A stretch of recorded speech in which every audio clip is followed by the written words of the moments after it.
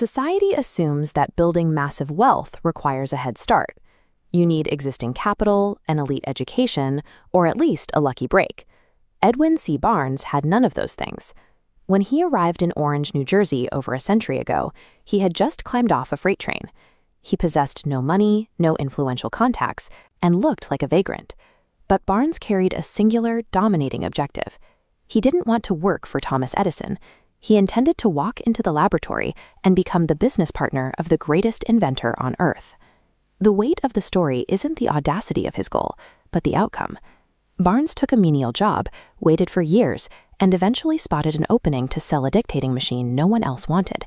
He retired as Edison's actual business partner. To explain how a man with no resources achieved this, Napoleon Hill spent 25 years researching the mechanics of the mind.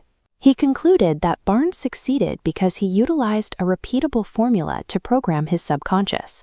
Hill summarized it in 3 words: thoughts are things. Hill's research frames the human mind as a manufacturing plant, a mechanism engineered to transmute invisible thought impulses into tangible reality.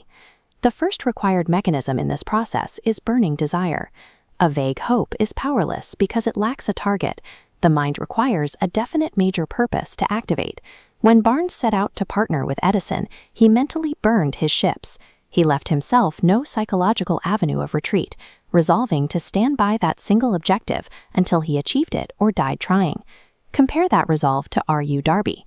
During the gold rush, Darby staked a claim and worked for weeks in rocky soil. But when the vein of ore disappeared, Darby quit and sold his machinery. The buyer hired an engineer to calculate fault lines, revealing the gold was exactly 3 feet from where Darby stopped. This illustrates why Hill insists on an obsession. A desire only functions as a manifesting force when it renders quitting psychologically impossible, regardless of temporary defeat. The second mechanism is faith. Hill defines this as the head chemist of the mind. When you blend a burning desire with absolute belief, you create a catalyst that gives an invisible thought physical momentum. Hill tested this mechanism when his son Blair was born without any physical sign of ears. Doctors stated the child would be deaf and mute for the rest of his life. Hill refused to accept that medical reality. He relentlessly projected the conviction that his son would develop hearing, speaking to the child through the mastoid bone and saturating the boy's mind with the belief that he was normal. Eventually, nature corrected the error. Despite having no ear canals, Blair developed a way to hear and speak perfectly. His brain learned to reroute sound through bone conduction and new neural pathways to bypass the physical blockage. Hill viewed this as proof that a relentless internal belief can force biological and physical systems to adapt, making manifestation a matter of mental engineering rather than hope. How do you generate that level of absolute belief if you don't naturally possess it? You use a programming language called autosuggestion. This tool allows you to bypass the conscious mind, which acts as a skeptical gatekeeper, to deliver instructions directly to the subconscious. The protocol requires feeding the subconscious specific, emotionalized instructions. You write out the exact amount of money or the specific goal, a deadline, and the plan to get it, and then repeat it aloud twice daily with the feeling that you already possess it. This works because the subconscious mind is a blind processor. It cannot distinguish between sensory data from the outside world and a deeply imagined environment you create internally. Once it accepts the command, it begins generating the real-world plans needed to achieve it. To see the macro-historical impact of this process, look at Charles M. Schwab. As a steel executive with no capital of his own, he used this exact formula to pitch an industry-crushing monopoly to J.P. Morgan over a single dinner.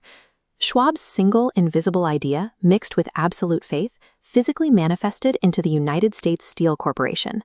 That one mental impulse generated $600 million in profit and built the infrastructure of modern America. This process redefines the concept of education.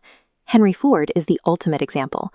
Ford lacked academic knowledge, but he was highly educated because he knew how to direct his mind to manifest realities. When he ordered his engineers to build the V8 engine cast in one block, they insisted it was impossible.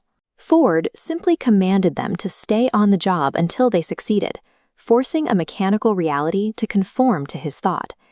These cases demonstrate that a person's starting environment is less decisive than their ability to direct their own mental faculty. By utilizing autosuggestion to control your dominating thoughts, you move from being a passenger of circumstance to the undisputed architect of your physical fate.